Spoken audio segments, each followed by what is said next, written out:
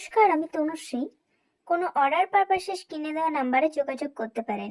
কেকটা ছিল 6 সেপ্টেম্বর, আর আগের দিন পুরো ফিনিশিং না দিতে পারার জন্য এটা পার্ট 2 নিয়ে এসেছি।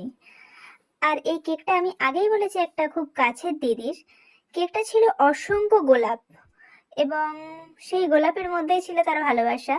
তো কেকটা ছিল তার নিজের জন্মদিনের জন্যই। আর ভালোবাসা মানে যে মিষ্টি মুহূর্ত তেমনটা না, সেই মুহূর্তকে আরো বিশেষ করে তোলার জন্য একটা কেক, সুন্দর কেকই যথেষ্ট। আর এটা শুধু কেক না, এটা ভালোবাসার এক টুকরো শিল্প। প্রতিটি গোলাপ, প্রতিটি রং সাজানো ভালোবাসা দিয়ে। আর এই কেকটা শুধু পেট ভরাবে না, মনকেও ভরাবে আনন্দের। কারণ তার জন্মদিন উপলক্ষে হয়তো তার এই কিছু বছর পরেই ফটোগুলো, এই কেকগুলোই তার স্মৃতির ছোঁয়া হিসেবে দাঁড়াবে। যাই হোক, কেকে আসি। একটা রসপিনের সাহায্যে কিছু গোলাপ করে নিয়েছিলাম। তো ক্যামেরা লাইটিং এর জন্য হয়তো পিঙ্ক কালারটা ঠিক আসেনি, কিন্তু সামনে থেকে ভীষণ সুন্দর কালার এসেছিল। এটা ঠিক পিঙ্ক বলবো না, একটা মিষ্টি কালার।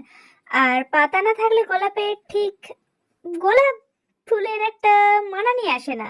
তো কেকটা জানিও কেমন হয়েছে। সুগার বল আর কিছু বাটারফ্লাই দিয়ে সাজিয়ে নিয়েছিলাম। কেকটা ছিল 6 সেপ্টেম্বর, আগেই বলেছি পার্ট 2 কমপ্লিট হয়ে গেছে। কেকটা জানিও অবশ্যই কেমন হয়েছে। আর একটা জিনিস, এই কেকটা শুধু পেট ভরাবে না, মনকেও ভরাবে আনন্দে। এটা কেটে ফেলার আগে মন খারাপ তো হবেই, এত সুন্দর একটা কেক কেটে ফেলবে, এটা ভাবাই যায় না। আর আজ রাত পোহালেই মহালয়া। কেমন লাগছে অবশ্যই জানিও। শুভ মহালয়ার শুভেচ্ছা।